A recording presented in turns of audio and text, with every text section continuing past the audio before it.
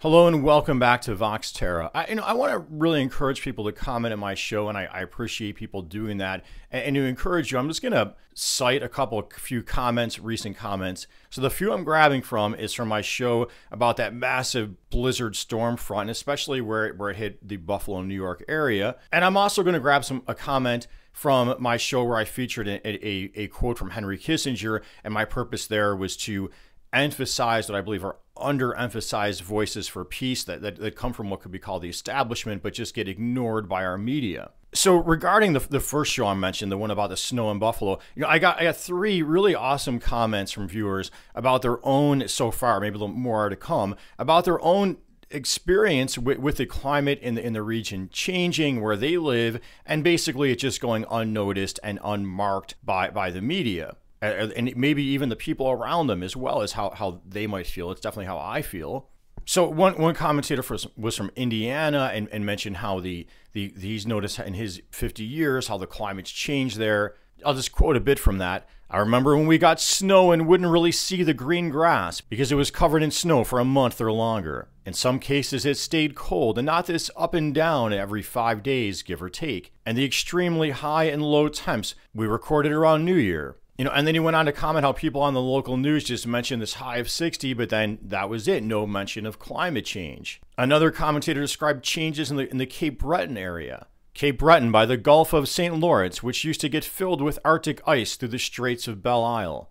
What was called the Big Ice would enter the Gulf in the third week of January, cover the entire Gulf until April or May. This stopped without comment sometimes in the 1990s. By 2010, we were having blue water events all winter. So here again, another viewer mentioning how, their local news media just isn't commenting on these changes. And that might be something you feel as well. Maybe you notice some critters around where you live that didn't used to be there. Or just the weather doesn't seem like it was when we were growing up. And this is true. And I showed you in that video on that blizzard, I cited to NOAA to show the changes in the Great Lakes regions specifically to show you it's not your imagination. Things really are changing. Yet they're ignored. And then lastly, a viewer who appears to be from Buffalo, New York, validated, yes, Vox Terra, you got this correct. The weather in Buffalo, the winters are not as severe or harsh as they once were overall.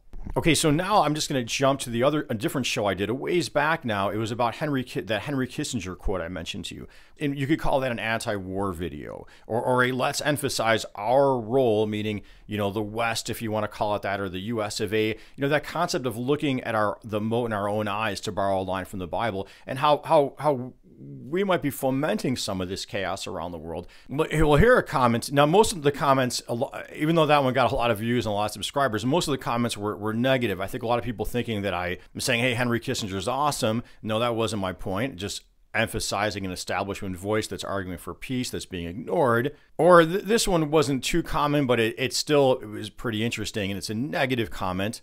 This guy is a moron and is definitely anti-American. So, that I want to say, I got to disagree on both fronts. And by moron, I'm assuming the commentator meant moron. But, I feel like I've been watching these news events since I was a kid, and I've got them bundled up pretty well in my head. So, again, just going back to that Iraq and Afghanistan invasions, I was remembering, because I've been paying attention since I was a kid, hey, well, we had a role in bringing about and helping elevate is what people would call Islamic extremism in the case of Afghanistan, in our quote efforts to overthrow or just hurt that Soviet Union or dismantle, bring down that Soviet Union. So I would say, contrary to a moron here, I've been paying attention pretty well the whole time. Now, in terms of anti-American, I don't buy that at all. People like to slam peace advocates as anti-American or anti their own country. I don't agree, because I was out there having all my coworkers angry with me when I was saying, don't invade Iraq. It's not a good idea. I don't buy this propaganda, for lack of a better word, why we need to invade. I was listening to the contrary voices. Well, what would have benefited America more? Invaded Iraq, as George W. Bush did, or not to invaded Iraq? Really, what you're trying to do here is to get your country to, I believe is to focus on change at home. Because to me, the foreign adversary of the day is another way to distract the public, keep you focused on outside, so you're not looking at things you really could do or are under your control to make better right here. In the case of the Iraq invasion, it provided a lot of cover to double down and strengthen the fossil fuel industry. Well, hey, thanks a lot for commenting, negative or positive. I definitely prefer positive. And if you're going to do negative, I generally don't like insults and wouldn't respond to them normally. And until next time, as always, please make sure you're subscribed, you're commenting, you're liking, and appreciate the support of Patreon. Thank you, Bella Grissi, Environmental Coffee House. And until next time, peace be with you.